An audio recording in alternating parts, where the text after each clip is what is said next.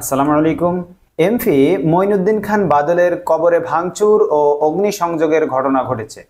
প্রয়াত সংসদ সদস্য মঈনুদ্দিন খান বাদলের কবরে ভাঙচুর করে আগুন দিয়েছে দুর্বৃত্তরা। মঙ্গলবার বিকেলে চট্টগ্রামের বোয়ালখালীতে এ ঘটনা হয় বলে জানিয়েছেন বাদলের স্ত্রী সেলিনা খান। সেলিনা খান ইন্ডিপেন্ডেন্ট টেলিভিশনকে জানান, বিকাল ৩টার দিকে দুর্বৃত্তরা গাড়ি নিয়ে এসে তার স্বামীর সরোয়াতলির পৈতৃক ভিটায় অবস্থিত কবরটিতে ভাঙচুর করে। এ সময় কবরের উপরে থাকা ফুল গাছ তুলে নিয়ে আগুন ধরিয়ে দেয়। এ ঘটনায় থানায় অভিযোগ করার কথা জানিয়ে সেলিনা খান বলেন, পুলিশ ঘটনাস্থলে গিয়ে সিসিটিভি ফুটেজ দেখে দুর্বৃত্তদের শনাক্ত করার চেষ্টা করছে। জাতীয় সমাজতান্ত্রিক দলের জাসদের নেতা মঈনুদ্দিন খান বাদল ২০০৮ সালের নির্বাচনে চট্টগ্রাম ৮ বোয়ালখালী চান্দগাঁও আসনে আওয়ামী লীগ নেতৃত্বাধীন রাজনৈতিক জোট মহাজোট থেকে সংসদ সদস্য নির্বাচিত হন।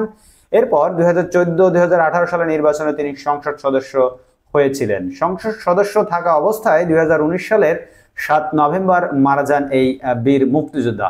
বন্ধুরা, বাদলের কবরে মানুষের এই ক্ষোভ কেন উগরে উঠলো সেটি বুঝতে আপনাদেরকে এই যে একটি পত্রিকার কাটিং পিস এখানে আমি দিয়েছি, এটা একটু আপনারা দেখুন দয়া করে।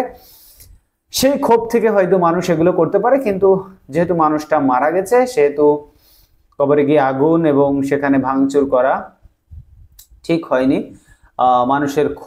মানুষ তার ক্ষোভ থেকে হয়তো এগুলো করেছে, তাদের নির্যাতন থেকে, তাদের উপর অনেক নির্যাতন করেছিল এই বাদল, সেজন্য হয়তো এই ক্ষোভ থেকে এই কাজটি করেছে।